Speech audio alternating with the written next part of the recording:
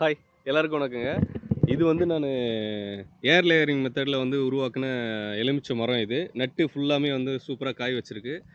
இப்போ வந்து விஷயத்துக்கு வருவோம். என்ன விஷயம் அப்டின்னா, இப்போ நான் வந்து தேக்கு தோப்புல தான் நின்னுட்டுருக்கேன். இதுக்கு முன்னாடியான வீடியோ பதிவுல வந்து ஒரு ஷார்ட்ஸ் ஒண்ணு போட்டிருப்பேன். பெண்டா இருக்கிற தேக்கு மரம், அடிப்பட்ட தேக்கு மரம்லாம் வந்து அறுத்து போட்டிருப்பேன். அதெல்லாம் நெறைய பேர் நெறைய விதமா வந்து கமெண்ட் பண்ணியிருந்தீங்க. பரவால்ல, இட்ஸ் ஓகே. இதெல்லாம் வந்து பார்த்தீங்கன்னா, துளுத்து வந்ததா இல்லையா அப்டின்னு தான் இந்த வீடியோ பதிவுல நான் உங்களுக்கு காமிக்க போறேன். பெஞ்சல் புயல் ஸ்டார்ட் ஆகி சரியான மழை, தண்ணி தேக்கத்தினால வந்து பார்த்தீங்கன்னா, வெட்டி விட்டது நெறைய வந்து துளிர் பிடிச்சதா அப்டின்னா கிடையாது. ஒரு 4 கன்று வெட்டி விட்டேன். அந்த 4 வெட்டி விட்டதில ஒண்ணே 1 தான் மட்டும் தான் வந்து துளிர் பிடிச்சது. அந்த 1 எதனால துளிர் பிடிச்சது அப்டின்னா வந்து, அது மேடான பகுதின்றதுனால துளிர் பிடிச்சிருச்சு. இப்போ நான் நின்னுகிட்டு இருக்கிற இடம் வந்து பார்த்தீங்கன்னா, இந்த பின்னாடி இருக்கிற இடம்லாம் வந்து கொஞ்சம் பள்ளமான பகுதி. தண்ணி மழை பெஞ்சு வந்து தண்ணி வெளிய போக முடியாம நின்னுச்சு.